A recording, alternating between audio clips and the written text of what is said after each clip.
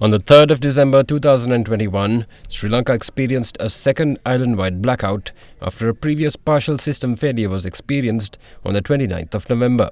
According to the Ceylon Electricity Board, the reason for the outage was a malfunction at 3 substations that supply power to the national grid.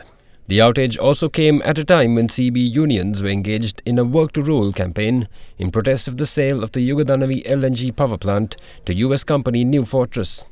At the time, higher-ups at the CB called the disruptions possible acts of sabotage carried out by trade unions. This claim was rejected by trade union representatives, who explained that it was a natural occurrence that led to the breakdown. They explained that the country's coal power plant in Norochole had tripped and all power generation had come to a standstill.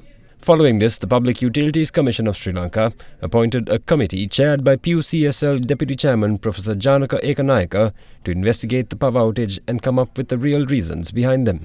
Now, after months of investigations, the report has been released and sabotage is yet to be ruled out. Among its recommendations are calls for a formal investigation to be launched by law enforcement agencies due to what it says is a lack of definitive proof provided by CB engineers to back up their version of events.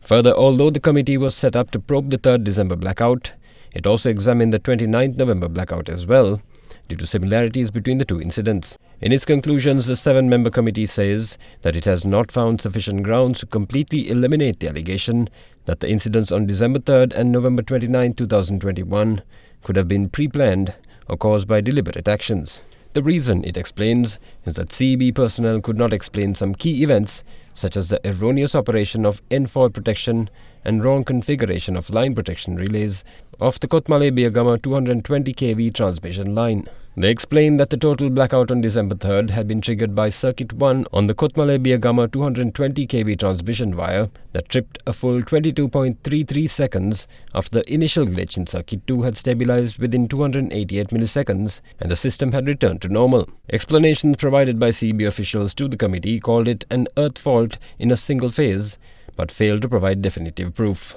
Further, the committee also points out that the 29th November outage showed a similar tripping signal, but CB engineers had failed to investigate this and no corrective action was taken.